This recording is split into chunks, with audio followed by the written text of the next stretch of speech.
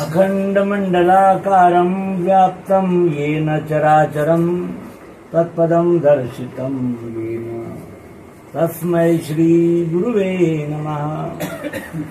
अज्ञानान्धस्य लोकस्य ज्ञानाञ्जनशलाकया चक्षुरुन्मीलितं येन तस्मै श्रीगुरुवे नमः। आप सब बहुत पुण्यवान और भाग्य के धनी लोग हैं जिन्हें पिता के द्वारा ये उपदेश मिला या जिनके घराने में कुटुंब में इससे पहले ये उपदेश था, वो सचमुच ही भाग्यवान है। हमें भी मिला, लेकिन हम सफल मिलती है मंजिल ठोकरे खाने के बाद, रंग लाती है इना पत्थर पे पिस जाने के बाद। इससे हुआ क्या? इससे एक ही हुआ कि जो दुख जो कष्ट नहीं सहने थे वो भी सहने पड़े, और वो उचित भी था, क्योंकि चंचलता यूं ही नहीं जाती। जब तक शासन नहीं होता तब तक व्यवस्थित नहीं होता, और अनुभव से बड़ा कोई गुरु नहीं होता। अनुभव पैसे से नहीं मिलता, रिश्वत देने से नहीं मिलता, वो भोगने से ही मिलता है। जेल में जो गया है वही जेल में क्या होता है ये अच्छी तरह जानता है। जो जेल में गया ही नहीं वो क्या जानेगा। तो आप सब भाग्यवान हैं, और उत्तम उपदेशक तुलसीराम जी यहाँ मेरे सामने बैठे हैं। संकोच बहुत है कि मैं क्या बोलूं, लेकिन बोलना तो होगा, क्योंकि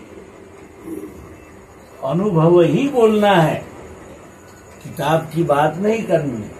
यहाँ लिखा है, उसने कहा था, इसने बोला था, वो वहां नहीं। अनुभव, जैसे खाना खाने के बाद हमें अनुभव होता है कि यहाँ जो खड्डा था वो लेवल में आ गया, उसी प्रकार हमें क्या अनुभव हुआ ये देखना जरूरी है। तो इसके लिए एक छोटा सा उदाहरण देखेंगे।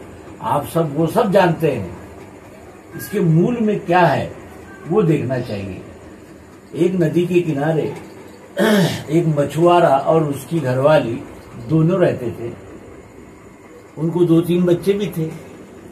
शाम का समय था, बच्चे रेत पे खेल रहे थे, और वो जो मछुआरा था वो मछली पकड़ने गया था, और जो मछुआरे की पत्नी थी वो खाना बना रही थी। बच्चे आपस में खेल रहे हैं, तो वो क्या खेल रहे हैं, वो रेत के घर बनाते हैं, और धक्का लगने पर एक दूसरे का घर गिर जाता है, क्योंकि बनाने में ठोकना टिकना पड़ता है। तो वो आपस में लड़ पड़ते थे कि मेरा तूने घर क्यों गिरा दिया, तो तूने मेरा गिरा दिया तो मैं भी तेरा गिरा देता हूँ। इस प्रकार वो काचकीच होने लगी। थोड़ी देर बाद अंधेरा घिर आया, तो माता ने आवाज दिया, अरे बोले चुन्नू मुन्नू डबलू आ जाओ बेटा, खाना बन गया, भोजन करो।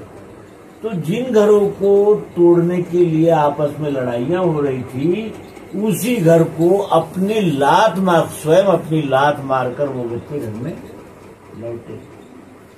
थोड़ी देर पहले वो झगड़ा हो रहा था, वो तो झूठ नहीं था, घर तो उसी ने बनाया था, लेकिन उन्हें ये पता नहीं था कि ये खेल है, ये हम खेल रहे हैं। उसी प्रकार हमारा सारा जीवन चला जाता है, और हम ये नहीं जान पाते कि ये जो कुछ भी हो रहा है वो क्या हो रहा है, लीला हो रही है। विश्वरूप परमात्मा लीला कर रहा है, और लीला में सब आता है। कृष्ण आते हैं तो कंस भी आता है, राम आते हैं तो रावण भी आता है, सभी आते हैं। तुलसीदास जी आते हैं तो अजामिल भी आता है, अंगुलीमाल आता है तो रत्नाकर भी आता है, बुद्धा आते हैं तो हिटलर भी आते हैं, है ना। ये विश्व सबका है, लेकिन जो इस विश्व के वास्तविक रूप को जानता है उसे कहना चाहिए बुद्धिमान। और मनुष्य ये जारज खाने का अंतिम श्रेष्ठ प्राणी है, और संपूर्ण विकसित बुद्धि मानव को ही मिली है, दूसरे को नहीं मिली। बकरी में भी बुद्धि है, उसको तुम मांस दोगे वो नहीं खाएगी। शेर को भी बुद्धि है, उसको तुम घास खिलाओगे वो नहीं खाएगा। क्यों? इतनी बुद्धि उनको भी है, लेकिन फॉरवर्ड बुद्धि जो है, जिसे कहा जाएगा कि संपूर्ण विकसित बुद्धि मानव को प्राप्त हुई है, और विकसित बुद्धि का पहला लक्षण यह है, वो ऐसा है, वो ऐसा है, वो ऐसा है, वो ऐसा है, वो ऐसा है। लेकिन जब ये कैसा है, बात जब यहां आ जाएगी तब वो रहस्य खुलेगा, और हमारा पूरा जीवन ये ऐसा है, वो वैसा है, वो वैसा है, इसी में निकल जाता है। ये कैसा है ये जानते ही नहीं। अब ये कैसा है में दो है, एक बाह्येंद्रियां है, एक अंतरेंद्रियां है। मेरे मन में क्या छल कपट चल रहा है ये आप नहीं जान सकते, मैं ही जान सकता हूं, अंदर और बाहर। तो फिर बाहर में क्या है, तो बड़े चंदन लगाना है, तीर्थ करना है, पूजा है, यज्ञ है, हवन है, कर्मकांड है, रोचक भयानक ग्रंथ है, पंथ है, मत है, संप्रदाय है। ऐसी विशाल परंपरा चली आ रही है और मनुष्य को घेरने के लिए काफी है। बच्चा पैदा हुआ, बाप कहता है तुम कबीरपंथी हो, बस्ती वाले कहते हैं तुम साहू हो, तेली हो, नगर पंचायत वाले कहते हैं आप मुंगेली के नागरिक हो। यानी ये सारे ठप्पे उन जीव पर लगते जाते हैं, और जीव उन ठप्पों को ही जीवन समझकर अपना संपूर्ण जीवन गंवा देता है। ये वास्तविकता है, अनुभव है। इस अनुभव से रास्ता निकालने के लिए सत्संग यही एक मार्ग है।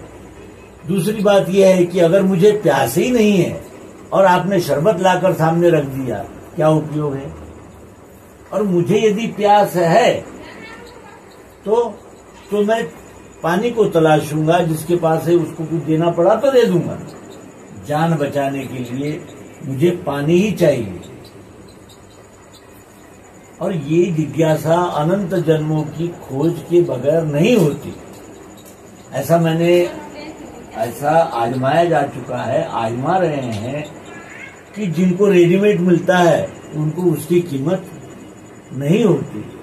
जिनको कष्ट से प्राप्त होता है, जिनको उसके पीछे दौड़-धूप करनी पड़ी, उनको ये विशेष लाभकारी होता है। अध्यात्म विज्ञान, विज्ञान का अर्थ होता है जैसे मोबाइल से बात की जा सकती है, ये क्या है? ये जानकारी है। लेकिन मोबाइल से बात की जाती है, ये क्या है? विज्ञान है। तो हमें सद्गुरु ने विज्ञान दिया, अध्यात्म विज्ञान दिया, केवल जानकारी नहीं दी, तो उसका प्रत्यक्ष प्रयोग दिया। क्या कहा उन्होंने? उन्होंने ये कहा कि अब तक हम जीव भाव में फंसकर ये मुझसे अलग है, वो मुझसे अलग है, वो मुझसे अलग है, और ये अलगाव के बाद क्या हुआ? इसका शोषण करूं, उसको लूट लूं, इसका झपट लूं, ये भी मेरा, वो भी मेरा, वो भी मेरा। इस प्रकार की वृत्ति बढ़ जाती है। और जब हम सब में एक और एक में सबको देख लेते हैं, जान लेते हैं, तो क्या होता है? वही कार्य करते हैं, लेकिन अब उसके साथ क्या है? आत्मवत। और भगवान श्री कृष्ण जी कहते हैं कि अरे ये शरीर की मृत्यु होती है, ये शरीर परिवर्तन है, आत्मा का कोई परिवर्तन नहीं होता। वो स्थानांतरण होता है, परिवर्तन नहीं होता। और स्थानांतरण जब होता है तो आकार बदल ही जाता है, बरोबर है? नए नए आकारों में आता रहता है। कैसे? तो सबसे पहले हमने पिंड की ओर देखा, तो पिंड में हमें जो दिखा वो उसे क्या कहते हैं? उसको गुण साम्य कहते हैं। जो पिंड में दिखता है, सबके पिंड में दिखता है, लेकिन गुण साम्य में जो छुपा हुआ है उसको देखना पड़ता है, जो बुद्धि देखती है। इंद्रियां और मन से उसे नहीं देखा जा सकता, क्योंकि उस जैसे हम कहते हैं आंखों से रूप दिखता है ना, आंखों से रूप दिखता है, सबको दिखता है। यहाँ भी, अमेरिका में भी, नागपुर में, मुंगेली में, कहीं भी आंखों से रूप दिखता है, और बगैर प्रकाश के रूप नहीं दिखता है ना। उसके बाद इसमें स्पर्श है,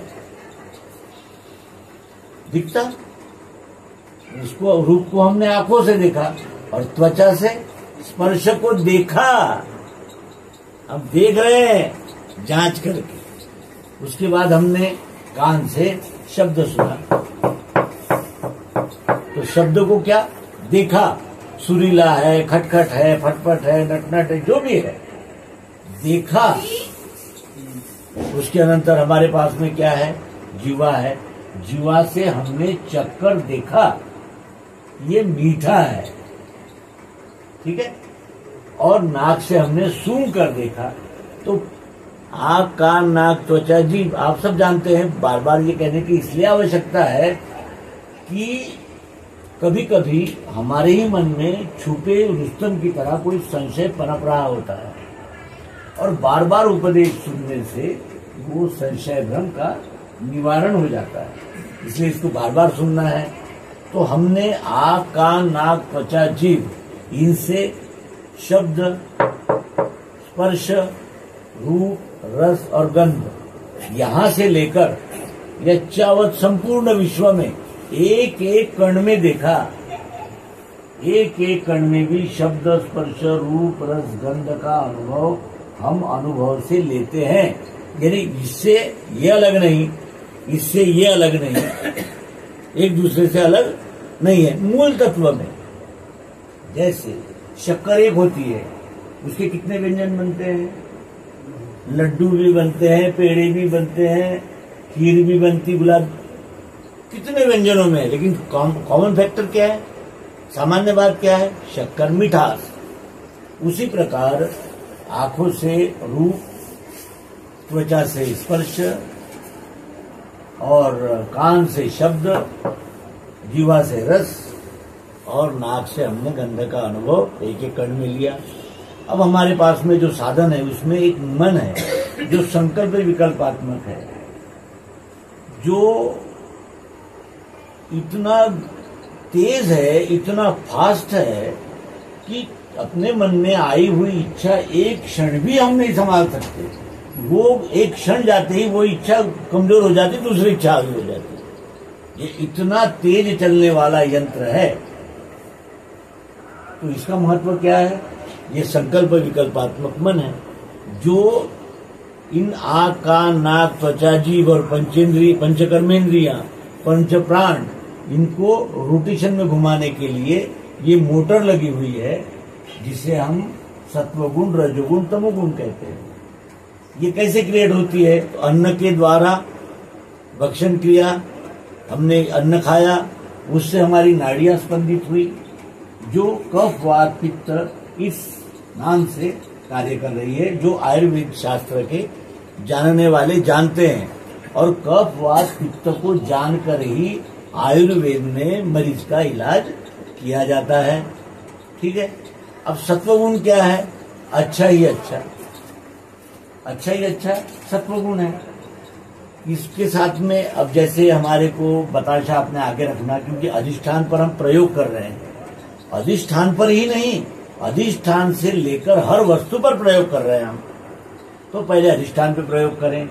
इसको हमने बारीक करके घी के साथ सेवन किया तो उपयोग में भी अच्छा लगा, क्योंकि मीठे के साथ स्निग्धता भी है तेल की, यानी घी की, तो कैसा लगता है, अच्छा लगता है।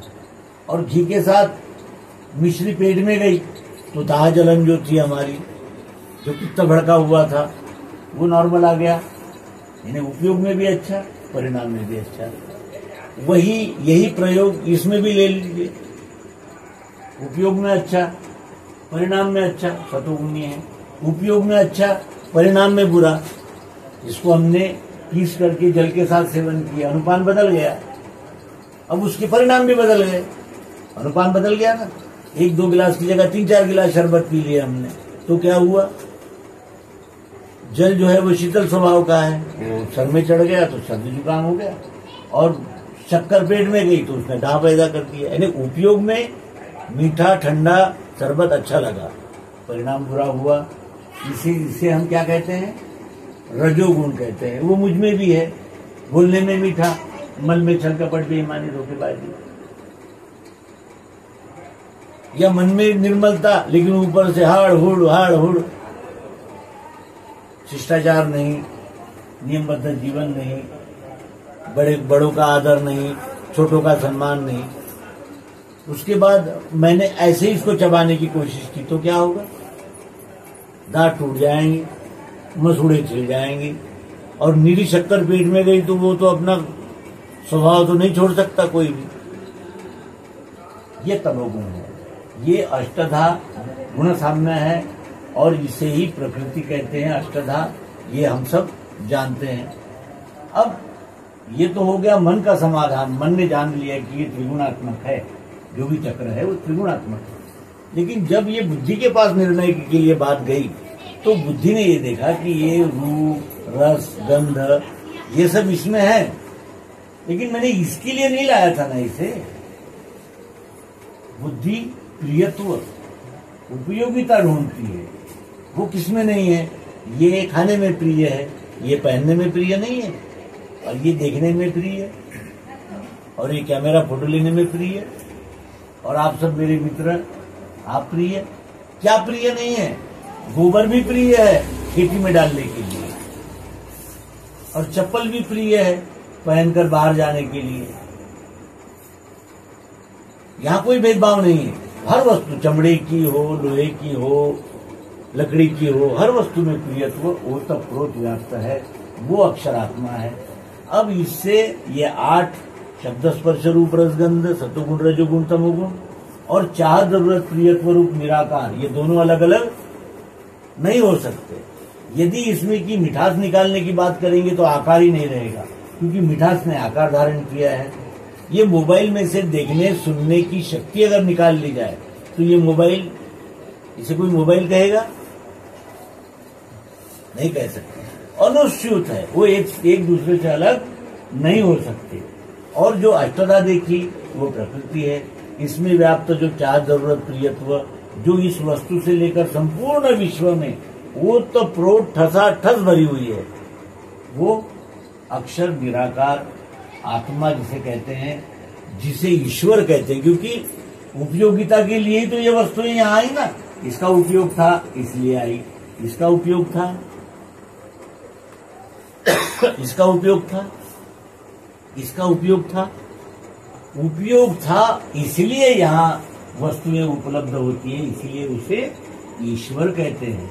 और ये दोनों भाव, मैं दुकान में जाकर सफेद मांगू तो ये नहीं मिलेगी, कई आइटम मिलेंगे, बर्फ मिलेगा, नमक मिलेगा, फिटकरी मिलेगी, कई दूध मिलेगा। और मैंने अगर मीठा मीठा मांगा तो भी ये नहीं मिलेगा, गुड़ भी मिल सकता है। लेकिन मैंने अगर शक्कर कह दी तो दोनों भाव मुझे मिल जाएंगे। तो नाम जो है वो पुरुषोत्तम भाव है, वस्तु को यानी उच्चारण के लिए, वस्तु की पहचान के लिए, या वस्तु की उपलब्धता के लिए नाम देना पड़ता है। और नाम ले तो भव सिंधु सुखाई, नाम लेते ही जो भव सिंधु है, अब इसे भव सिंधु क्यों कहा है? जिन्हें ये ज्ञान मिला नहीं है उनकी ओर अगर हम देखते हैं तो क्या दिखता है? जाते हैं स्मशान में, चित्त में चिंतन होता है, ऐसा करना है और वैसा करना है, लेकिन इस बात का होश नहीं रहता कि हमारा ही ये मित्र है, आज इसे हम जला रहे, यानी इसका पार्थिव जला रहे हैं। कहीं भी गंभीरता नहीं दिखती। बैठे यहाँ है प्रवचन में और दिमाग में चल रही है बिजनेस की बातें। ऐसा क्यों होता है? ऐसा इसलिए होता है कि संपूर्ण के दर्शन नहीं हुए। जिसको संपूर्ण के दर्शन होते हैं उसका गया मोह मिला धर्म, कृपा से आपके मुझे भ्रम पूर्ण गया मेरा, करूंगा आपका काम। तो सद्गुरु के शरण में जाने से मनुष्य को तत्व दर्शन होता है। तत्व ज्ञान तो पुस्तक से भी होता है, लेकिन तत्व दर्शन के लिए सद्गुरु की शरण में जाना पड़ता है। तो ये प्राप्त करने का उपयोग क्या? जो कर्म आज भी हम कर रहे हैं, वर्ण कर्म ही कर रहे हैं। कोई खेती कर रहा है, कोई व्यापार कर रहा है, कोई शिक्षक ज्ञान दे रहा है ना? शूद्र श्रम सेवा कर रहा है, कर तो वही रहे, लेकिन आज भावना कैसी है? अलगाव की भावना है, मैं अलग हूं और ये अलग है, इस प्रकार की भावना है। लेकिन जब हम इस विश्व के परमात्मा तत्व को जान लेते हैं, तत्व दर्शन के द्वारा प्रत्यक्ष प्रायोगिक वैज्ञानिक पद्धति से ये सिद्ध करके जान लेते हैं, तो फिर मोह चला गया, और मोह सकल व्याधि कर, मोह सकल व्याधि कर मूला, बड़ी बीमारी तो चली गई। अब मोह के पीछे क्रोध है, मोह के पीछे लोभ है, मोह के पीछे कपट है, मोह के पीछे छल है, मोह के पीछे धोखेबाजी है। तो इस प्रकार इस मोह को महिषासुर कहा गया है। महाराष्ट्र में जो संतों ने अनेक प्रकार के रूपक रचे, उसमें एक रूपक में कहा गया है कि इस मोह महिषासुर को मारने के लिए हे माता जगदम्बा मेरी सहायता करो। कौन सा मोह? मोह क्या है? अपनी वस्तुओं तो पर तो सबको ममता है, लेकिन मोह उसे कहते हैं कि जिसके यानी जैसे समझ लो कि हम बिल्कुल ऐसे जैसे वो मक्खी गुड़ को चिपक जाती है, जैसे मकोड़ा हमको पकड़ लेता है, गर्दन टूट जाती लेकिन छोड़ना नहीं चाहता। और होता क्या है, जैसे मैंने शुरू में कहा कि उस मछुआरे की पत्नी ने आवाज देते ही वो बच्चे जिन घरों के लिए लड़ रहे थे उन्हीं को लात मारकर माता की गोद में आ गए। वो कहाँ गया वो संघर्ष? तो यदि वो बच्चे पहले ही जानते कि हमें वापस जाना है, ये 2 घंटे का खेल चल रहा है, तो वो लड़ाई तो जरूर करते, लेकिन वो तीव्रता नहीं होती, क्योंकि नाटक कर रहे हैं, अभिनय कर रहे हैं। लेकिन अभिनय भूल जाने से गुणों के कर्म है करता, ये बात भूल जाते हैं, और गुणों के अधीन होकर हम ऐसे कर्म करते हैं कि जिसका पछतावा कर्म होने के बाद हमें सतत होता ही रहता है। तो सद्गुरु की इस महिमा का वर्णन यहाँ मैंने पुनरुच्चार किया। आप सब ज्येष्ठ उपदेशक मंडली है, और आप सबके वजह से ही, आप सबके परिश्रम से ही यह अध्यात्म विज्ञान जन जन तक जा रहा है। हम भी प्रयास कर रहे हैं।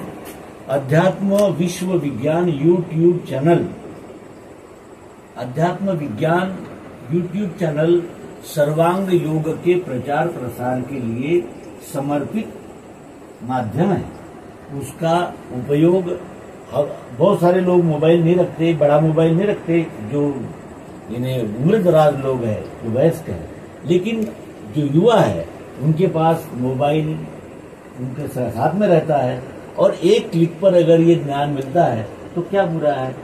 इस उद्देश्य से हम इस प्रयत्न में लगे हैं, और आप सब विज्ञानी जनों के मार्गदर्शन में प्रेम से अभिभूत है, और इसी प्रकार यही प्रेम रहे स्थायी, कृपा दृष्टि वही मिले, इसी आशीर्वाद की चाहना के साथ नर्मदे हर सद्गुरु भगवान की।